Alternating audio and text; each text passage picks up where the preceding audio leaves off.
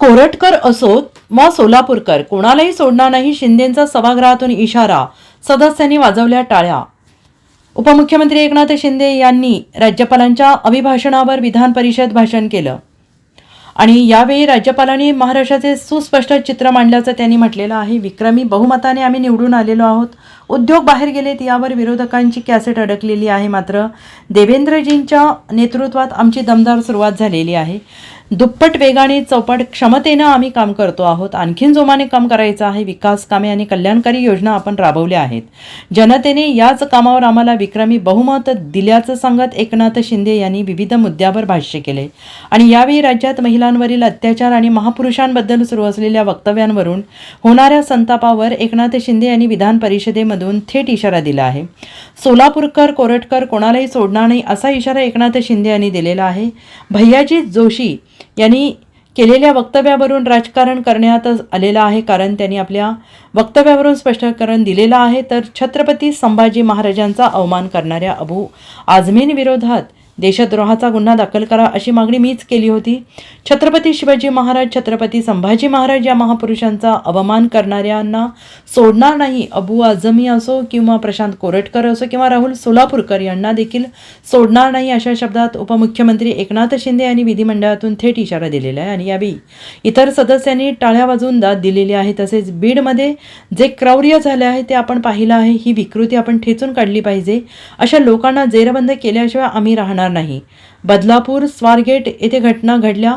लाडक्या बहिणींवर नराधम अन्याय करत आहेत आणि त्यांना कोणालाही सोडलं जाणार नाही. बदलापूरला जी कारवाई झाली ती सर्वांनी पाहिली होती अशा शब्दात एकनाथ शिंदे यांनी माहिती दिलेली आहे. खरं म्हणजे आता विरोधी पक्ष खऱ्या अर्थाने दिशाहीन झालेला दिसतोय, गोंधळलेला आहे. त्यांना केवळ आणि केवळ राजकारणच करायचं आहे. राजकारणाच्या पलीकडे त्यांना काही समजत नाही, उमजत नाही. आणि म्हणून काल मराठी भाषेच्या मुद्द्यावरही राजकारण करण्याचा प्रयत्न झाला. मुख्यमंत्र्यांनी काल सांगितलं आणि मी पण आज सांगतो की महाराष्ट्रात राहणाऱ्या प्रत्येकाला मराठी ही भाषा आलीच पाहिजे. ही मराठी ही आपली बोलीभाषा आहे, मराठी आपली मायबोली आहे.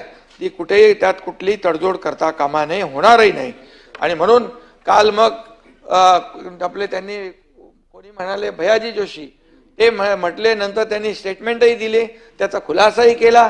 त्यानंतर देखील राजकारण करायचं, याला म्हणजे जर राजकारणच करायचं तर मग त्याला काय पर्याय राहत नाही.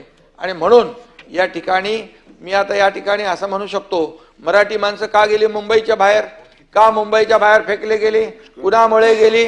फक्त निवडणुका आल्या की मराठी माणूस आठवतो, मुंबई महाराष्ट्रापासून तोडली जाईल हे बोललं जातं, एकच घिसीपिटी कॅसेट चालू होते. परंतु या ठिकाणी मुंबईच्या बाहेर जे आता मुंबई गेलेत, मग ते एसआरए असेल, धोकादायक इमारती असतील, कोण डेव्हलपर आहेत, कुणाशी साठलोट आहे, ह्या सगळ्या गोष्टी ज्या आहेत याचं आत्मपरीक्षण केलं पाहिजे, आत्मचिंतन केलं पाहिजे. आणि काल भाषणामध्ये कोणीतरी स्वतःची तुलना कोणाशी केली, छत्रपती संभाजी महाराजांशी. संभाजी महाराज कुठे, आपण कुठे, शिवाजी महाराज कुठे. आणि म्हणून यामध्ये मी एवढंच सांगेन की खऱ्या अर्थाने छत्रपती संभाजी महाराज, मी त्या दिवशी देखील म्हणालो होतो, देश धर्म यावर जीवन म्हणजे बलिदान देणारा, देश धर्म पर मिटने वाला, शेर शिवा का छावा था, महापराक्रमी परम प्रतापी, एक ही शंभू राजा था, एक ही शंभू राजा था. ऐसा शंभूराज है.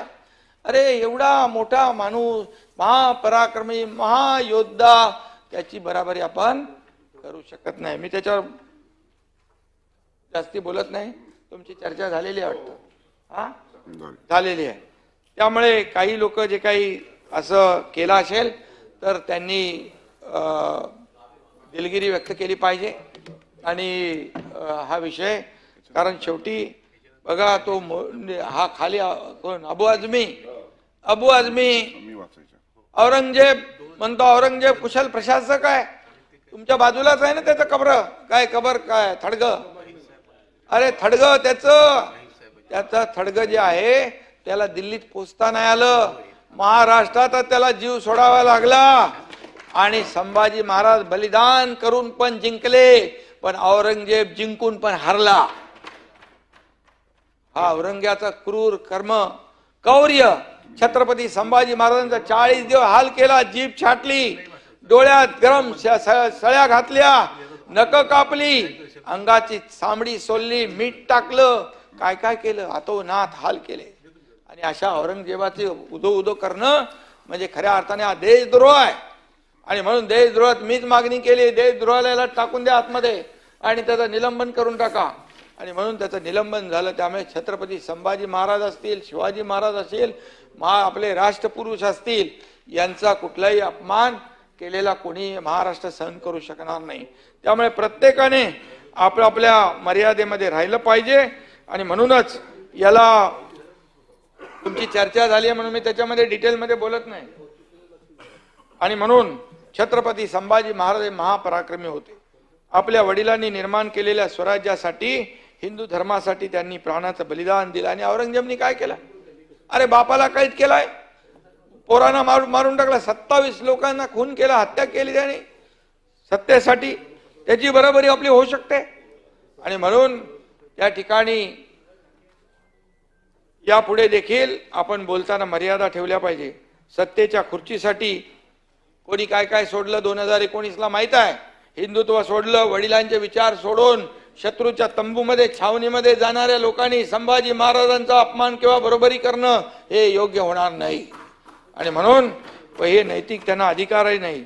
काही जण येतात, टुरिस्ट म्हणून येतात, टुरिस्ट म्हणून जातात, सभागृहावर आरोप करतात आणि पायऱ्यावर उभे राहून निघून जातात.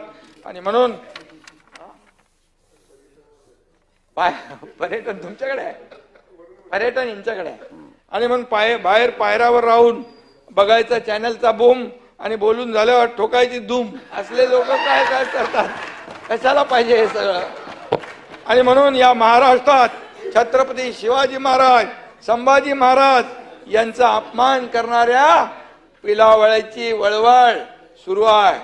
आणि म्हणून ही वळवळ बंद केली पाहिजे. कुठल्याही परिस्थितीमध्ये अबू आझमी असो की आणखी कोणी असो, सोलापूरकर असो का कोरटकर असो, कोणालाही सोडलं जाणार नाही.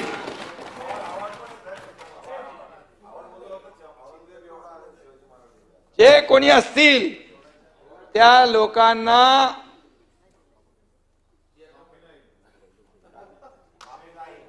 चुकीला माफी नाही. आणि म्हणून मी आपल्याला एवढं सांगतो, तोंड आहे म्हणून काही बोलायचं असं करता कामा नये. Bureau report SBN Marathi, Mumbai.